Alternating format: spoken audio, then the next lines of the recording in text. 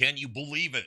Coming to you live from San Francisco, California. Wait, hold on. It's not Alameda. No. It's San Francisco, California. Ladies and gentlemen, give it up for Ralph Zig Tycho for Zig in the Zone. No, give it up for Pauly B for getting us on the air. Did you forget almost my last initial? It's been so long. It's scary. It's scary. Mr. Biden, let me ask you the next question in this debate. Sorry. His answer, I'm sorry. We're getting that age. Sadly, his answer would be like mine. Who's Mr. Biden? Where am I? What I got to do? We gotta. Okay, so I appreciate our president taking the hit for the country. I know he came out of retirement.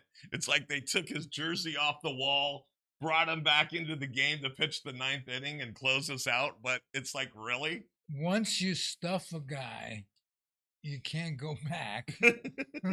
So, and I just hope they find someone. I know it wouldn't be him. I know you. Trump. Who is it this week? Is it okay? So it's not. Who do you want this week? Is it gonna be Gavin? Is it gonna be Kamala? Is it gonna be? I would prefer Gavin, but just because he comes from the land of good and plenty where they smoke marijuana. Well, we smoke marijuana. Yes, that's true. Let's not make it a judgment call. Let it be known. Okay.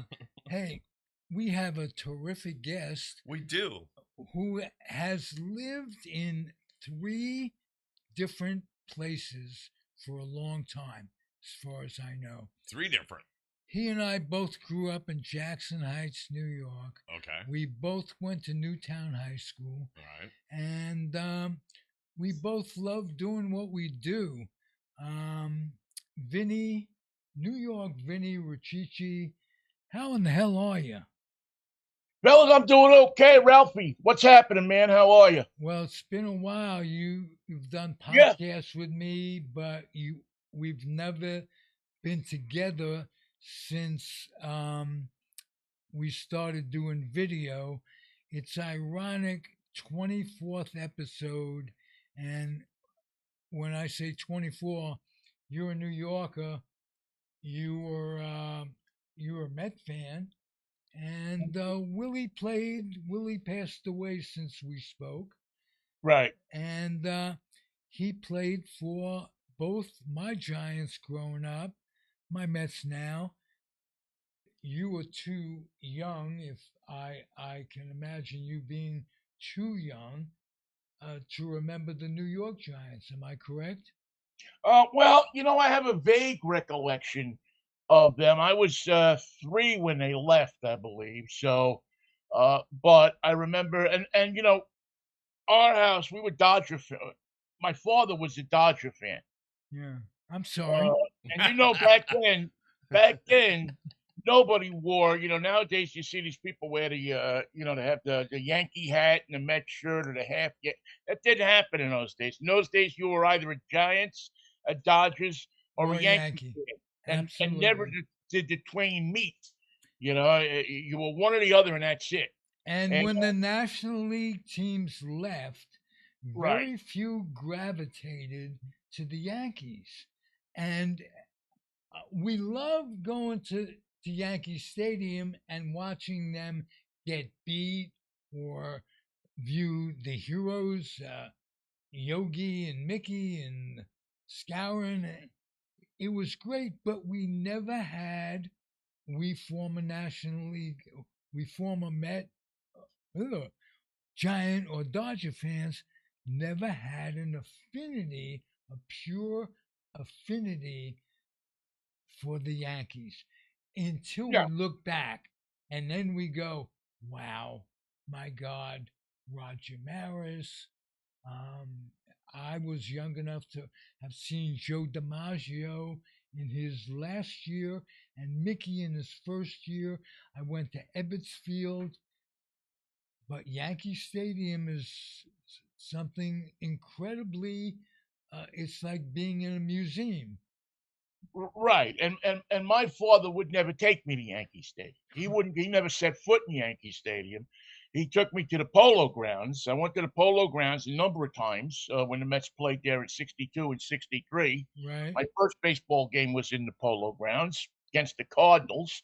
I still remember the game and the whole thing. As a matter of fact, I have the program for the game still, and but other than that, you were a National League fan. You were heartbroken. The only time you either still followed the Dodgers or you were like my father and said, "Screw baseball, I don't care about it." And the only reason he did care about it after the Dodgers left is that he didn't want me to grow up not a baseball fan.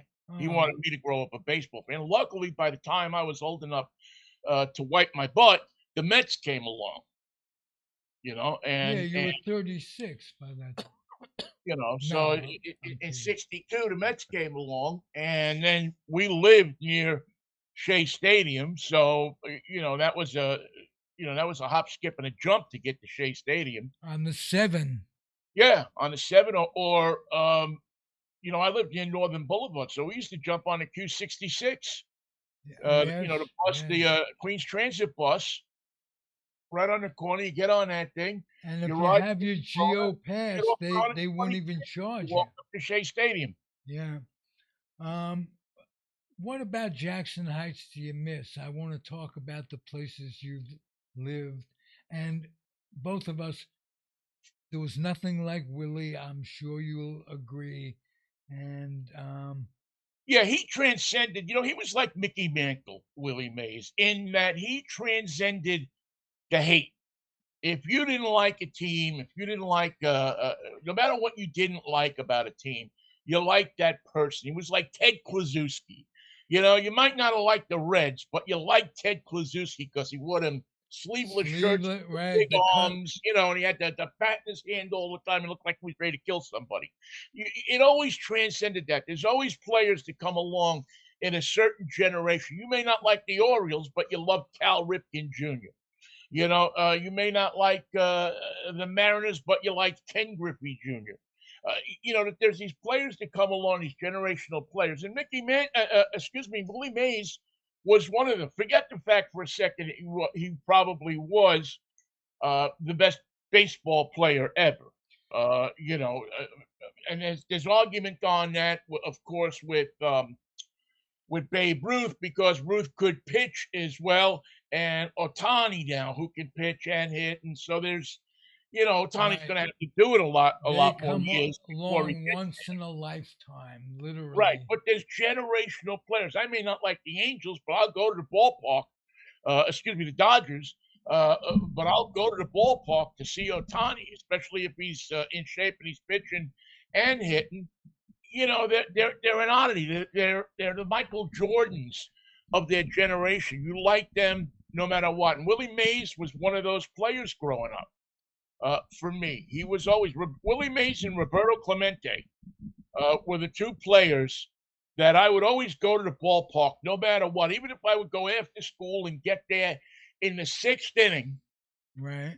I would still go to see Willie Mays, to say I was that I got a chance to see Willie make a catch, or got a chance to see Roberto Clemente try to throw somebody out from right field.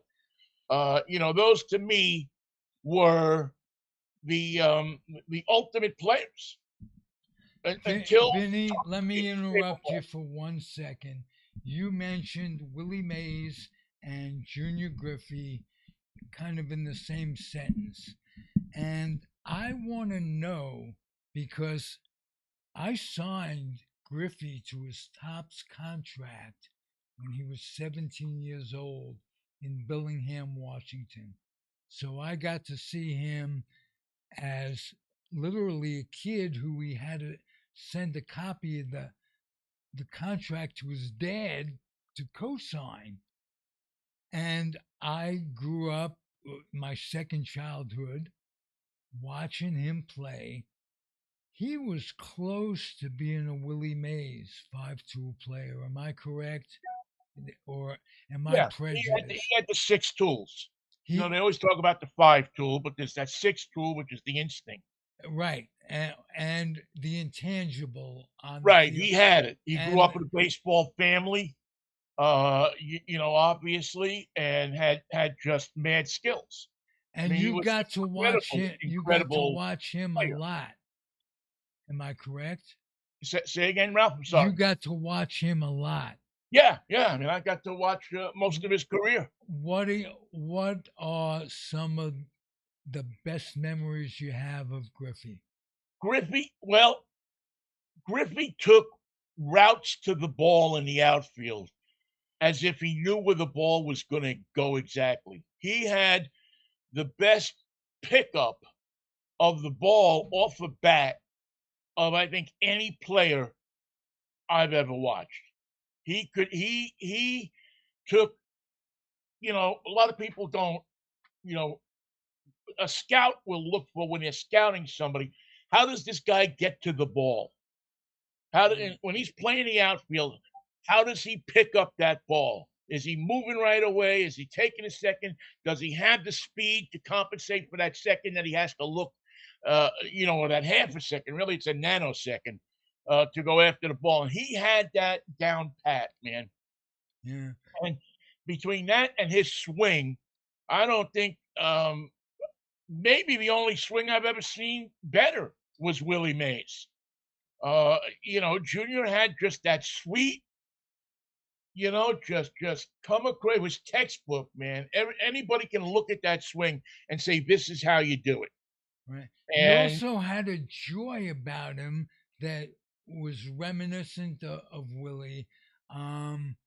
see, I disagree with that. I don't think he had the joy of playing the game that a lot of people think he did. I think he was under a lot of pressure because of his dad.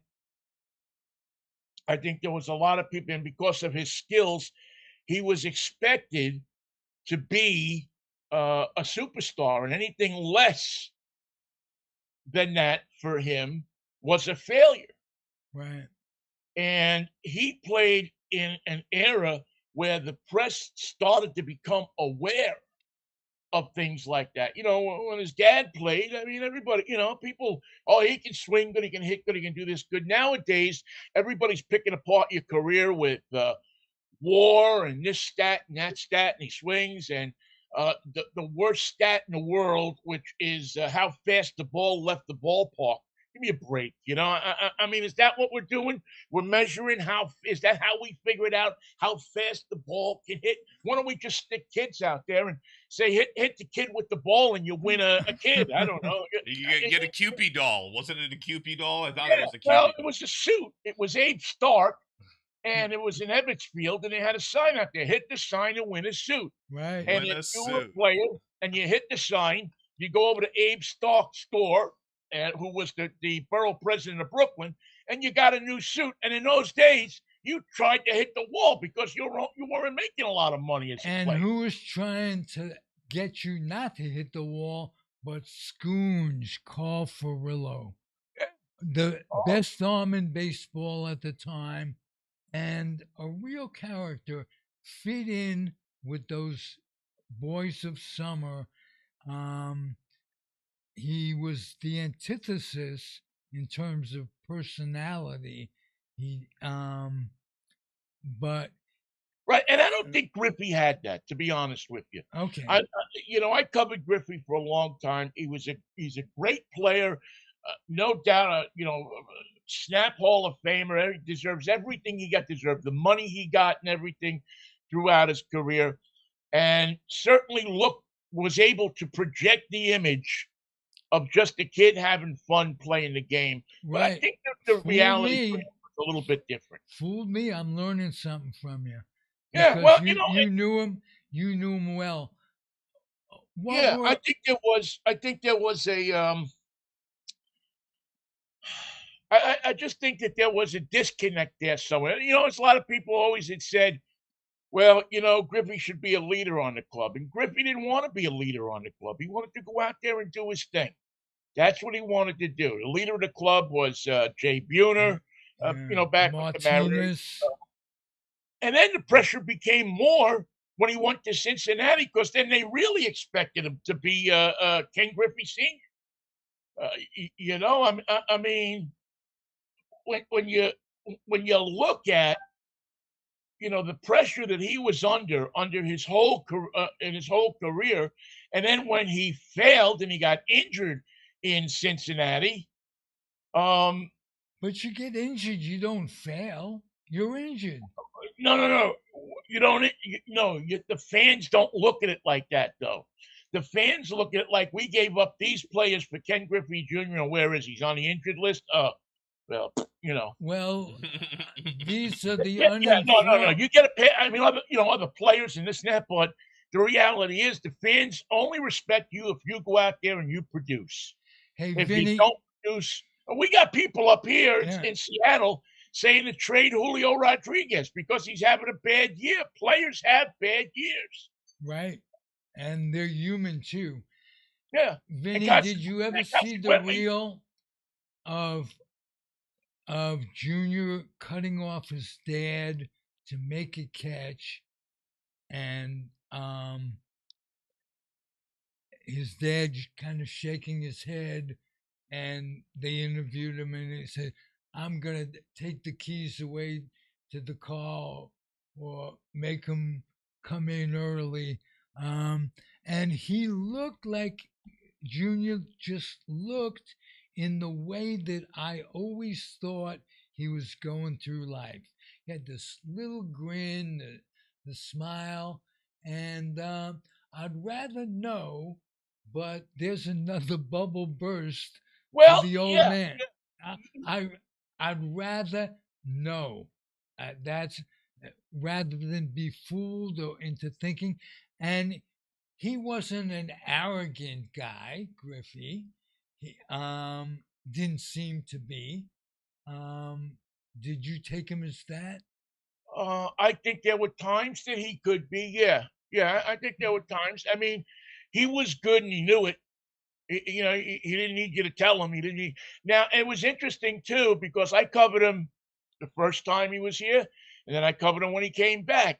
And he was a much different guy, I think, when he came back to Seattle, as opposed to when he was here the first time. I think Cincinnati humbled him a lot.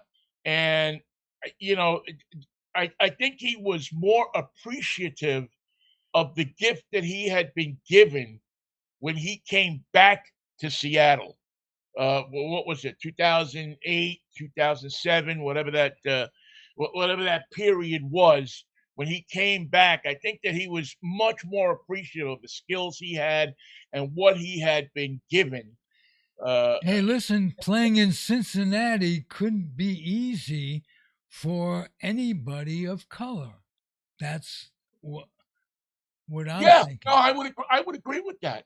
I would agree with that. I mean, you're virtually playing in the South. I mean, Kentucky is right across the street from the ballpark. Right. And yeah, there's a lot of it's a tough place to play, I think, if you're a person of color, because it's a different world. People don't realize that the South and those places like Cincinnati are different worlds from what we know up here. In the North, and especially in places like New York, where I'm not going to say nobody was ever prejudiced in New York or anything like that, but it was overt, not covert, and you learned to get along with people. Right. Because if you weren't going to get along with people, you were going to be fighting all the time. Because if you don't like any nationality but your own in New York, you're going to spend the rest of your life getting your ass kicked. Right. And so you had to learn to get along with Jewish people. You had to learn to get along with black people. You had That's to learn the to get along rule with of the Spanish streets, people. right? Though, Vinny, isn't that the rule of the streets? Well, yeah, in New York, the one thing you learned was the color that mattered was green. Yeah. That was the color that mattered. And if somebody could help you make money and they were black, white, orange, blue, whatever it was, that's what you went by. Because if you were going to sit there and not do business with somebody or not talk to somebody because they were black or tell them that they had to go through another door, you weren't going to be doing business with everybody because everybody is, the whole place is all mixed up. I'm not going to say people weren't prejudiced, but you learned to get along with other people, or else you weren't going to be in the groove of things. It's that simple. Vinny, grew up in New York, lived in Pittsburgh, and then Seattle. Can you give me the differences between living in those three places? Well, you're missing a couple of stops too. I mean, I grew up in New York. I moved to Vegas. Oh, I Then from forgot Vegas, you I were went out to San here. We missed Francisco, each other. and then from San Francisco up here, then to Pittsburgh, then back here. Um, I'll tell you what, Pittsburgh is the most eastern Midwest city in America. Seattle is the most western Midwest city in America, although it's changing. New York is the capital of everything. You can say what Right. you want, but New York really, to a certain extent, runs. When I was coming up, ran a lot of everything. It happened in New York 2 years before it happened anywhere else. Vegas was all about the money. San Francisco in the 80s, when I was there, was really all about the money and coke and blow. I mean, there was the place was full of blow monkeys, Mm-hmm. and then up here, this place has changed a lot. When I got up here, it was a town. It's turned into a city. What do you like best about Seattle? Oh, what do I like best about Seattle? That it's 80 degrees here while it's 100 around the rest of the country. How about the rain? Do you I find love that? the rain. I like the rain. I like the ability to be in the middle of green stuff in 10 minutes. I love nature. I love getting out into nature. I'm the exact opposite of, I mean, I miss New York City and I miss, many things about it. But the New York we grew up in isn't there anymore, Ralph. It's not there. You go to Jackson. I mean, once the White Castle left Jackson Heights, it was all over. That was sad. We used to have two White Castles. Now we have none. Yes. So, should we have a moment of silence for the White Castles? Not on podcast radio. We shouldn't have a moment of gas. silence for anything. But Yeah, he's in the middle, so he can go like 10 minutes any way, any direction, and be in the middle of green stuff. We can too, but it's just different green stuff here in California. yeah, well, we have multiple strains of green stuff in California. yeah, well, you got that up here. Remember too. that That's the more in Oregon. Colombians brought pot to Jackson Heights when I was like just before I went in the Air Force. All of a sudden, Ganj is my middle name. Gosh, so what year was that you went into That the was service? 65. And I went in November and enlisted. And between the time I enlisted to stay out of Vietnam, and little did I know, first of all, that you don't necessarily stay out of Vietnam, and they had mortars for those who thought they were well protected by the Marines and the Army. And they also had something they never told us about. The biggest frickin' ripoff of human life, young human life, is called Agent Orange. Oh, yeah. And the chances are that Agent Orange is directly responsible for my best friend growing up, Marty Rose, who's a regular on this show. We're in the second grade together. He gets ALS at age 75. Mm. And they did veteran stuff. They say chances are Agent Orange caused this. They never told us about when I was recruited for the Air Force.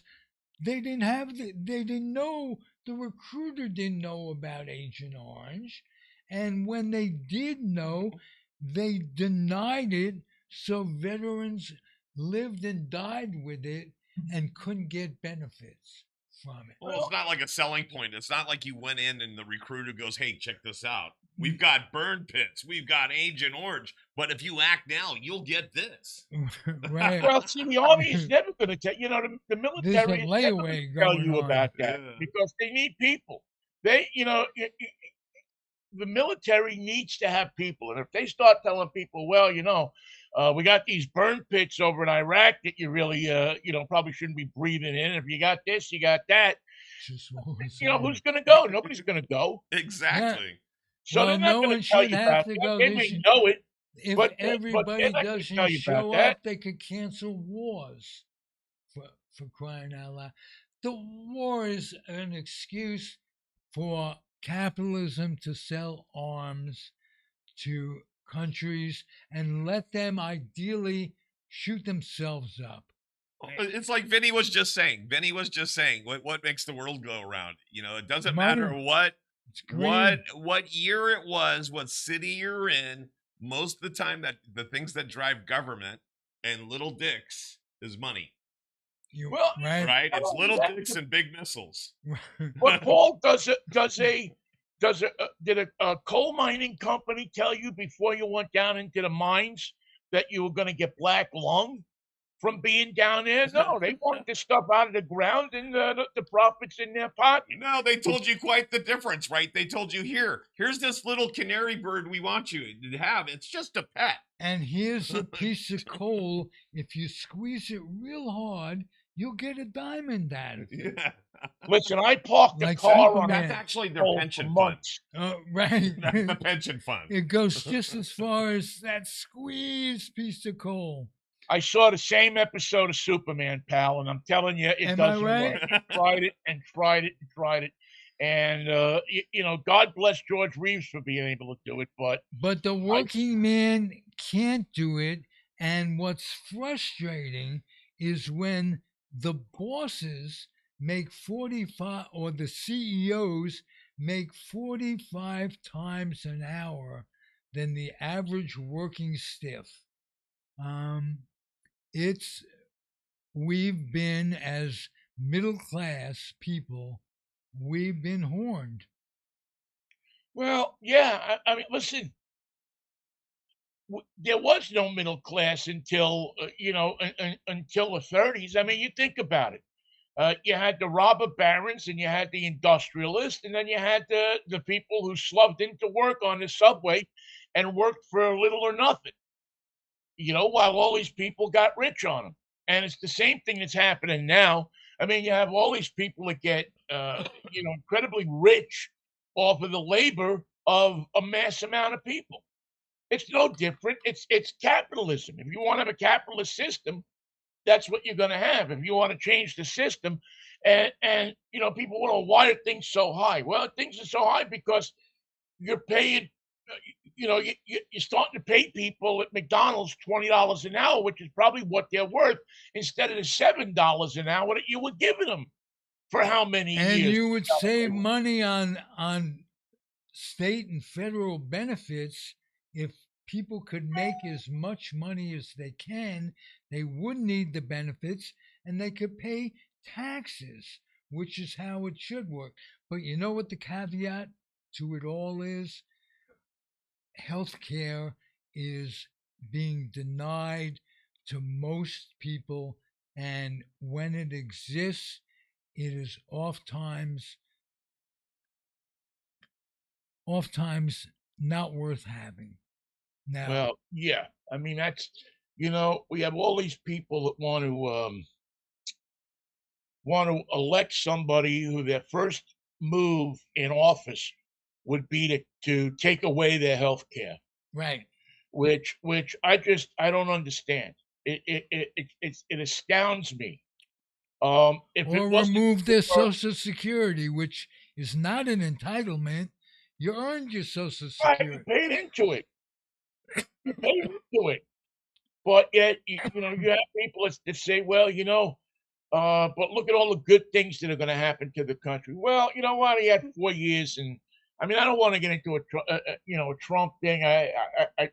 But How could you vote for somebody who is going to take away Democracy. health care?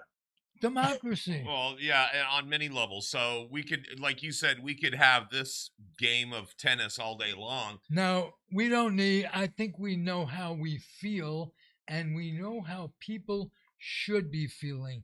What amazes me is Trump's enablers come from the working class at times. Well, that's a They're cult. the disenfranchised. They're the people that felt like they were left out. So we go through this about every 4 or 8 years. Yeah, but that we have a safe. It's kind of like when you're with this is us guys. I'll try to relate this to guys or girls, but when you're young, you kind of play it fun and exciting, and so it's the fun girlfriend or the fun boyfriend, and you do wild stuff. You go out on motorcycle rides, you do this and that. But as you get older, you realize, wow, we got to reel this back in. We got to bring this back in because it's our country. It's not our loins that we're running this country with, right? And so we think, okay, we need to have somebody that's when is that conservative going in to there. start? But that's what happened. So we had Obama, then we had Trump, and then we went back and had Biden because it was the best thing we could do. And now they're thinking Trump again. It's because we all kind of do it. It doesn't matter which side of the aisle you're on, the left or the right. About every 4 years or so, you're thinking to yourself, boy, we need some real change in this country. This is an emergency. It's not like it changed from Democrats to Republicans in 1956. What would be the difference? Now you got a guy who really and he's got the Supreme Court on his side. Oh, I know. Really wants to end democracy. So we got to get out the vote, and that's about the only. We also got to get the younger generation civically minded. Yeah. Because we would not be in this predicament. Either party would not be in this predicament to have to either go with either one of these guys. They're having to do it because you got to limit their term limits, and you got to stop. Well, then we would have nobody. If we limited their term limits, go ahead. We have made it so impossible for people to want to serve. Because when it comes down to it, getting elected to a public office is about serving the public. That's what it's supposed to be about. Not about how many Instagram hits you get, not about how many social media hits you get, or not about how many times you get on TV or get on the Sunday morning shows.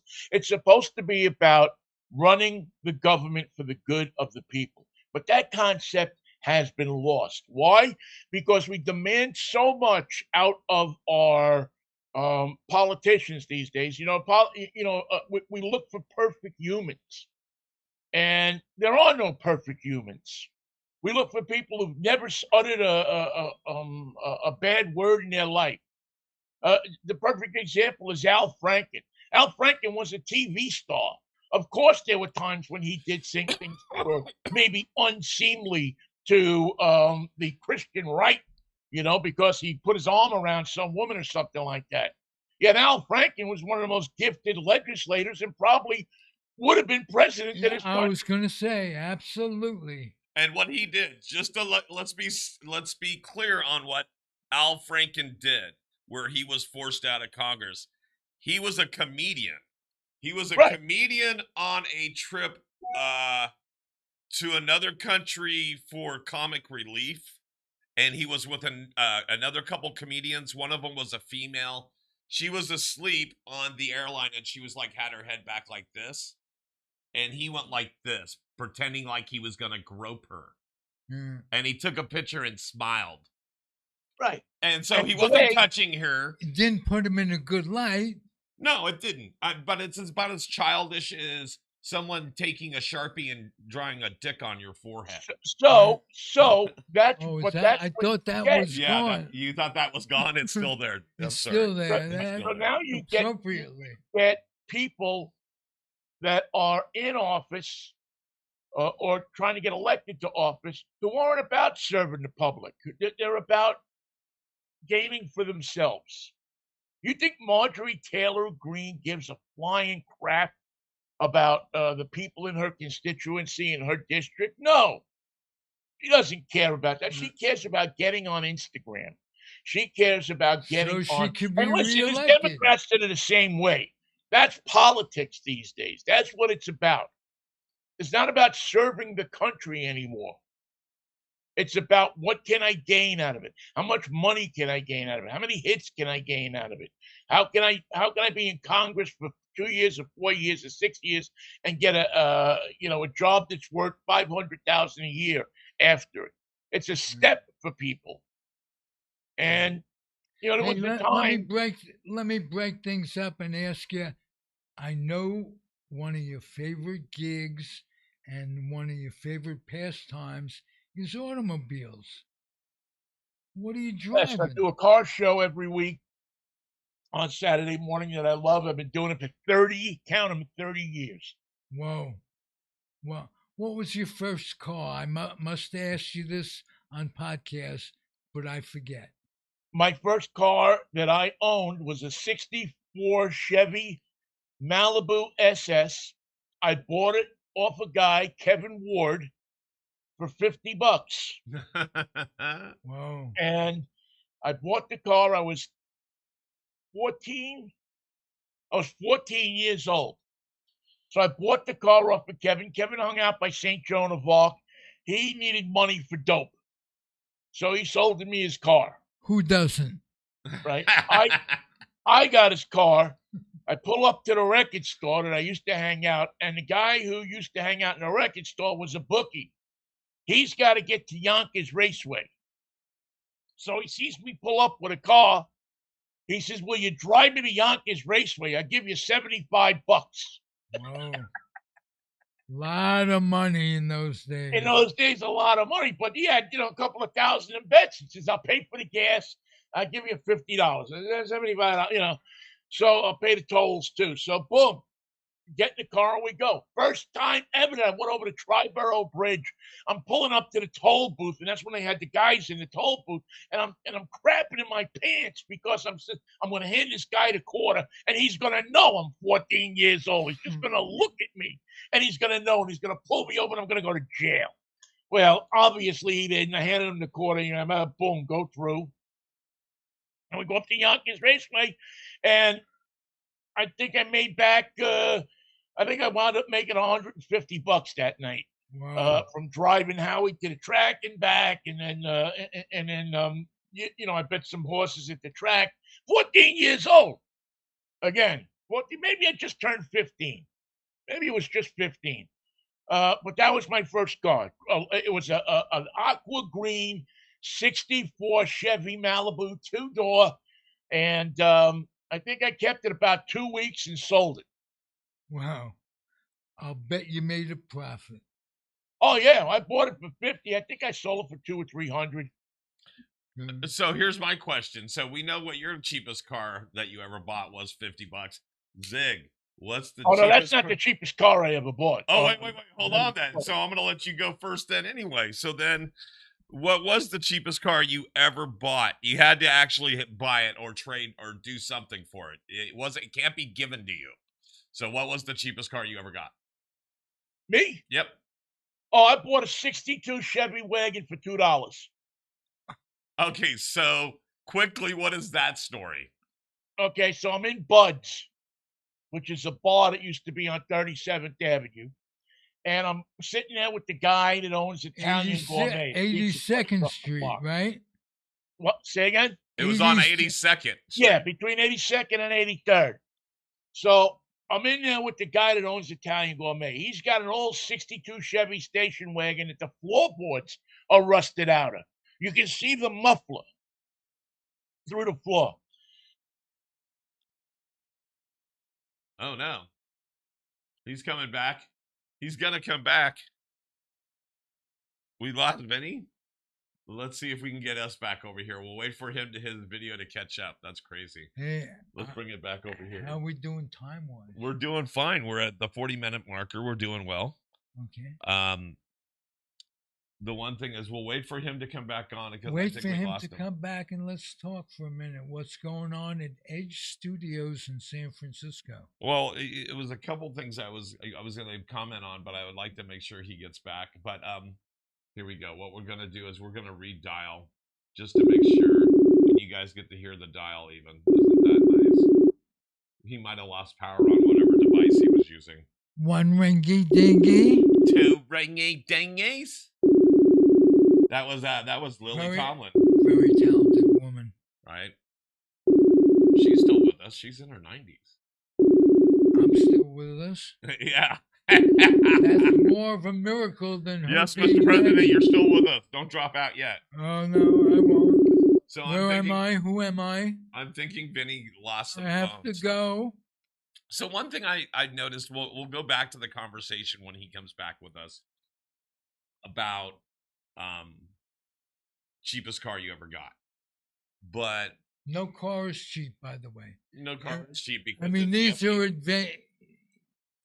are as an adult, there is no such thing as a cheap car.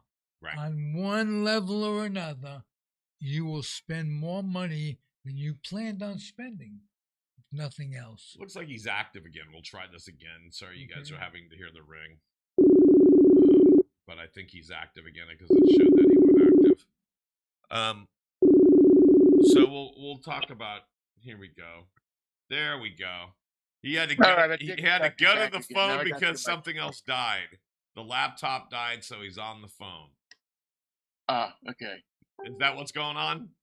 I don't know. It just said lost connection from you. Okay, turn the phone sideways if you would. If you'd be so calm. The other way. No, he got it. He got it. It will catch up with him, hopefully. No, it's not going to catch up with him. Yeah, wait, hang on. So, is it your laptop? So, hold on. So, I got it. So, is it your laptop that lost connection? When you called me back, I'm not getting a link on the laptop at all. Okay, so just close that one window right now on your laptop and leave it open like you're waiting for my call, and I can do that again. Or we can do it like this, but either way, right now, all we have is audio from you. So I'm going to hang up here, and I'm going to try calling him back on his phone. We'll see what happens, and hopefully get it. If not, we'll just stick with audio. That's fine. But I thought I'd give Vinny another shot here because we were doing so well. I wanted to hear the end of Vinny's story. About the $2 car? Yeah, right. Because $2 is about as low as one can go and still buy it. Yeah, it's not coming through on my laptop for some reason. It's coming to my phone. No, that's okay. Don't worry about it. And if you want to, it looks like your phone's not going to change direction on you, so go ahead and hold it how you normally would. It's fine. I'll adjust. We are professionals. Do not attempt this at home. Yeah, I don't know why it's not coming through on the. It's all right. I provide tech support for $150 an hour, but we can do that after the show. I'm kidding. Just that a radio guy like you goes through the same things that we go through on a daily basis with technology. It is so far advanced that if you come in as a dinosaur like me, right? No, you are disabled for life. Oh, I know. I get it. And I'm the same way. That's why I use StreamYard, which, for $25 a month, it controls everything. It's like one of the best things I've ever run into. Yeah, we like StreamYard for people that need to do stuff like this. So we provide services where if you wanted to do your own podcast, you could do it through StreamYard, but you could also have fully automated things where you could have multiple callers, multiple cameras, multiple media devices all connected. And so we tell people to go ahead and use StreamYard, but then use us as a companion counterpart, if you will, because a lot of people have a problem getting their podcast out of their basement or out of their front, out of their wherever they're doing it from. Well, that's because everybody has to have a podcast these days. Not everybody, but it's nice. So the one thing I say is being a writer, which I think maybe Zig can maybe understand this from my viewpoint also, or maybe he has some of the same views as you. Give us a podcast, you give us a microphone, we're up here and we're expressing our views in a safe, creative environment. Way better than seeing someone up on a rooftop with a sniper's rifle. And it's cathartic, and your imagination makes the show whatever you think it is right. And whatever is going on, you don't have the restrictions of a certain media. That's all. It's different, and you have to build the clientele and this, that, and the other thing. It's different, but it's. I wish I had 30 years experience doing what you did. What's the biggest? Oh, but he never finished the story about the $2 the car. $2 car. Yeah. Going back to the $2 car. So you're in Bud's.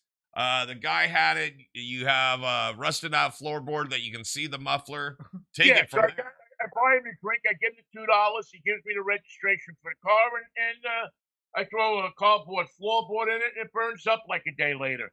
But I think that was the cheapest. I mean, I got a lot of cars for nothing. Yeah. I mean, but I was in that business where I drove a tow truck. So, somebody would wrap their car around a pole and say, "Here, just tow it away." So we take it. I bought cars for subway tokens. Whoa. So, I mean, now with no usable cars, no, there was definitely cars that were, it was a wrapped up. I say that with respect. You got parts off the vehicles, and resold the. Well, you always knew the Sambucci brothers would give you $25 for a car. So, I mean, if you had if you ran into a car that somebody gave you for nothing, or you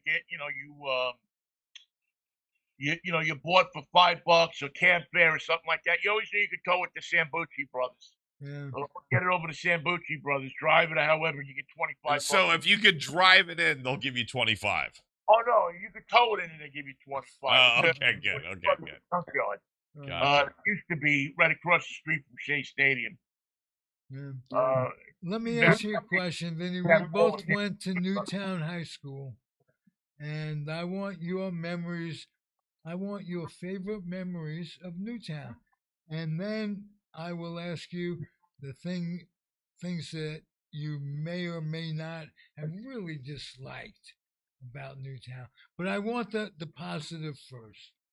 Well, you know what? I don't have a heck of a lot positive to say about Newtown. It was a factory. The best. I'll tell you the best recollection I had is I had an English teacher at Newtown, and I really liked her. And it was my second year in Newtown. I got into a motorcycle accident, and I busted up, both arms, both legs, my neck, my collarbone. I mean, I was great mistakes. And she came up to visit me in the hospital. Was it Miss Strucker? No, I can't even remember her name. Young teacher though. I mean, she was a really young. I mean, she could have been more than like 22, 23 years old. It must have been like her first or second year. Right. And she came up to see me, and I always thought that was lifetime memory. One of the most beautiful things that and I kept that with me all these years. Other than that, most of the time, I mean, come on, we went to school at 12 o'clock in the afternoon, which meant that you had plenty of time to get high before you went to school. So when you went into school, the teachers, for the most part, didn't care about you because they just wanted to move you through. We had a school that was had 10,000 kids, and it was built for 4,000 kids. And by that time, I didn't really care about school anymore. I did later, a couple of years later, but the first couple of years in Newtown, I just, the best thing about I'll tell you the best thing about Newtown was taking the bus from 82nd and Roosevelt up to Newtown, the Q47. We used to take that bus up, and it was just a lot of fun, you know. And then you'd hang out outside of school. I had a car. My halfway through my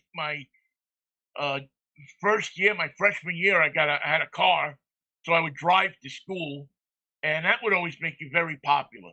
You know, so you go by the bus stop, you'd load 5, 6, 7, 8, 10 kids into the car, Right. you go up over that hill, and then there was a pizzeria around the corner from Newtown, and in the back they had a pool room, and that was where we used to hang out. In that pool room behind the pizzeria. Place had the worst pizza in the world. Oh, really? Oh my the God! best I think you put American cheese on the pizza.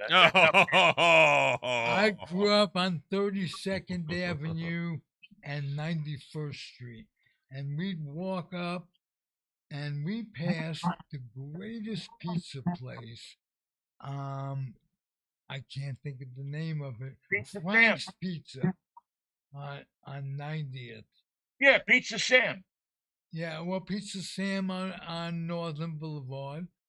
Right, was between 89th and 90th. Now, where were you on 91st and 32nd? I'm trying to think of any other pizza place that was between there and Frank's on Roosevelt Avenue was really good, and I just like them better than Pizza Sam, but that's what I grew up with. Oh, I thought the best. Well, actually, you know, it's funny. I mean, there was a million great pizza places. I always thought Joey D's had the best pizza in Jackson Heights. Oh, didn't know them. On 82nd and Roosevelt. But we used to hang out in Tommy's, which was on 83rd and 37th. Hey, did you recently see what Roosevelt Avenue and 37th Avenue look like at this point? Yeah, I mean, I've seen pictures of it. I haven't been back to New York, and it's going on 5 years. Oh, wow. It's the longest I've ever not been there, but yeah, I haven't been back, man. I'm trying to get back there this summer. Just to see what it's like. Well, yeah, I want to see Jackson. I mean, it's you know, it's an upscale neighborhood again. Yes, Corona too. Yeah, I mean, you know, Jackson Heights was a crackhead crap hole for how many years? Is why we all got out in the 70s, and it's you know, the only thing that shocks me, and I can't believe this, is or I don't know if it's still there, but there was a Taco Bell on the corner at 8 where Arnold's Drugs used to be, on not Arnold's, well, I forget the name of the drugstore, on 83rd and 37th. There's a Taco Bell now on the floor, first floor of that building. I couldn't believe that people in a neighborhood like Jackson Heights would go to a Taco Bell. Right. And where's the other one? Is it a round table? There's a round table pizza on 85th and 37th. And a good deli right there.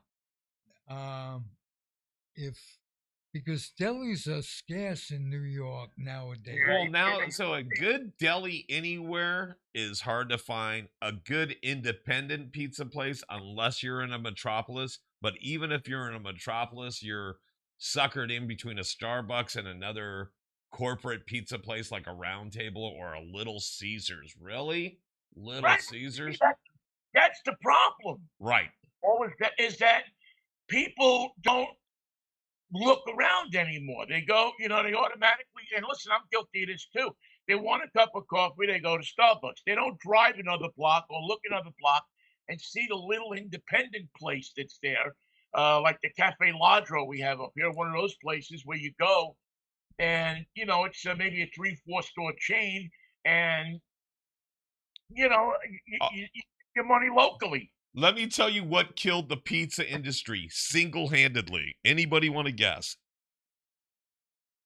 QAnon. Well, you are that consummate conspiracy theorist. No, so no, it's mass production pizza is what killed it, and what killed mass production, or what started off the craze with mass production pizza was those stupid conveyor belts. They stopped using a regular pizza oven with the thing that you would stick in the oven, Right. you know, and make sure you kind of spun it and did its thing, or even a hand-tossed pizza. When was the last time you seen a hand-tossed pizza? Good Right? point. When you go to when you go to a small pizza place, When you get in your time machine and Yeah. you go back to the year. I don't know if they're still around in San Francisco, but we used to have Village Pizza. Oh, yeah, no, so they don't have Village. What is it? Village Host. And what's there's another place my sister likes, Amici's. where I Yeah, get- Amici's is a good, honest pizza. Pizza my heart. The other place, North Beach Pizza. Pizza my North heart. Beach Pizza. That's a good place. North Beach Pizza. And then there was always Escape from New York Pizza on Haight, which was always a good place. Always a good place. Again, I don't know if these places are Where even they still have a autographed picture of George Carlin hanging on the wall.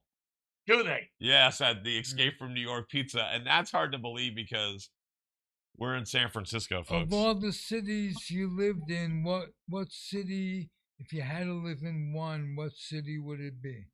Other than the one you're in today. Well, I'm Or in it, Seattle, it could be but, the you one know, you're in I'm today. pretty much here because my daughter lives here. So I like, I enjoy being close to her and being able to, spend time with her, especially because when she was growing up, I didn't get to spend that much time with her because I was always working. So it's nice to be able to spend that time with her.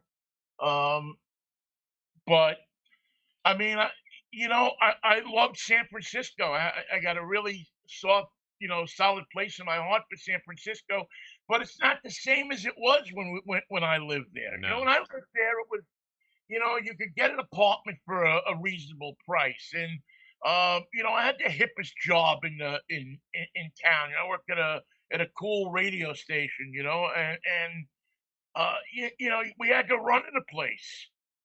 I worked at two of the best radio stations in San Francisco, and actually three of them. And so you got tickets to shows. You got ticket. You had your run of the town. You could go to the Kennel Club anytime you wanted to. You go to Wolfgang anytime you wanted to. Go to the Holy City Zoo anytime you wanted to. Boy, he's really just preaching to the choir here, man. These are all of our stomping grounds. So. And I did comedy for a long time at the Holy City Zoo.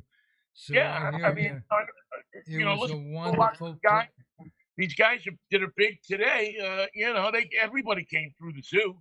right. I hosted a bunch of open mic comedy nights at the zoo for Bob Fisher when he owned it. It was, it was an amazing time. Yeah. It Hey, was, Vinny, we got to end, but you were a terrific guest as usual. No thank you, Ralph. surprises. I'm glad to be with you. I'm going to ask you what I used to ask you when I just did a podcast. Would you come back?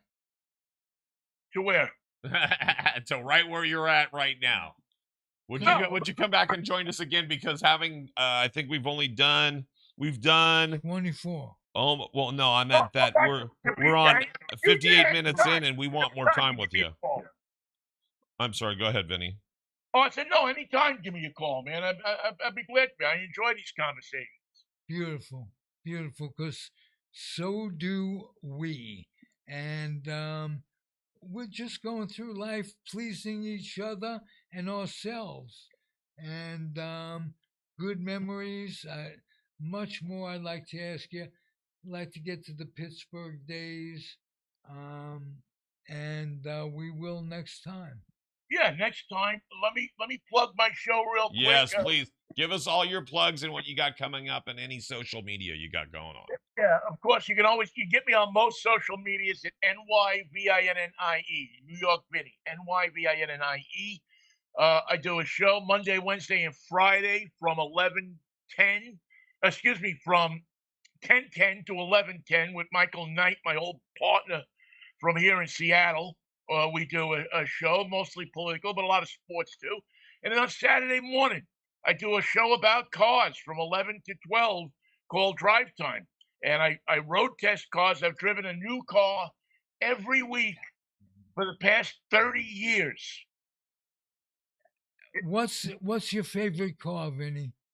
Well, my favorite car is a Corvette. I love a Corvette. What year? Was it a Stingray? What Corvette? Well, I'm an early Corvette guy. I love the old. I mean, I don't fit them that good anymore. Like the but I love 50s ones, like the one that I've had a number of 62 Corvettes, 61 Corvettes, 62 Corvettes. I love the Stingrays. Um, as a a car on the road. Listen. I'm really on board with this electric revolution.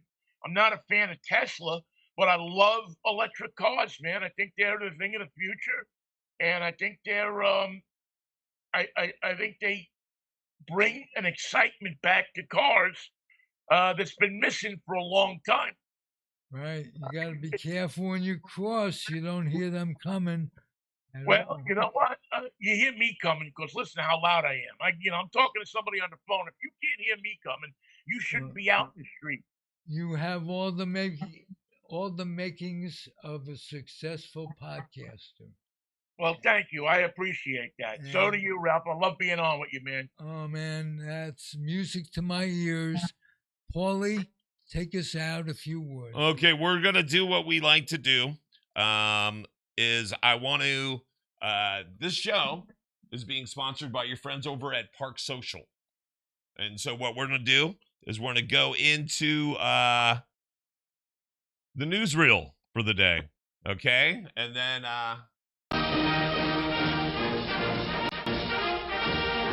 the largest World Series crowd ever fills the huge Los Angeles Coliseum for the first World Series game ever played on the West Coast. Over 92,000 cash customers, assuring record baseball history is a-making. On the field, the White Sox have the bases full. First inning. But Don Drysdale pitches himself out of trouble. Goodman grounds out, ending the inning. It's a pitching duel from there on till Hodges walks to fill the bases in the seventh. Staley is pitching. Relief for Donovan. Carrillo pinch hitting. And he wraps a sharp grounder. It bounces past Aparicio for a single. 2 runs cross the plate for the Dodgers. The scoreless tie is broken.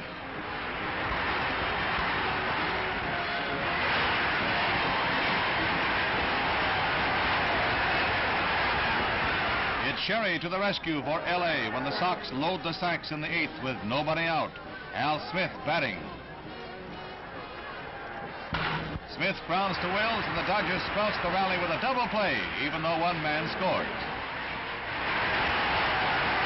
Ice-cold Sherry does it again for the Angelenos, striking out the side in the 9th. The Dodgers, after that disastrous opening game, have roared back in this series. Maybe it's that refreshing Pacific air they breathe.